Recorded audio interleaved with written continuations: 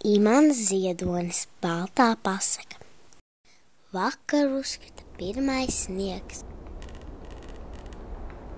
Un viss ir balts, tik balts, ka nekā nevar atšķirt.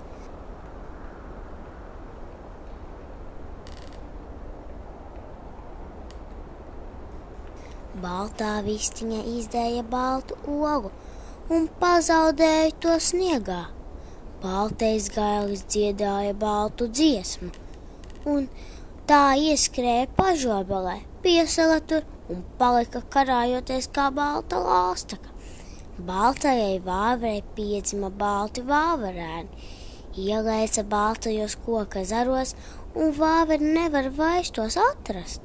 Visi koki balti, eju pa mežu, nevaru saprast, kur koks, kur balta diena.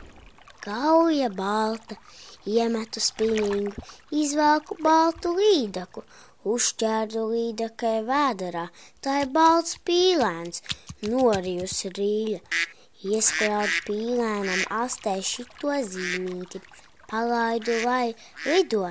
Ja saņemsiet, pabarojiet, atgrieziet spārņiem galus, lai neaizlaižas, un katru vakaru sildiet šim vēderu ar baltu termofloru.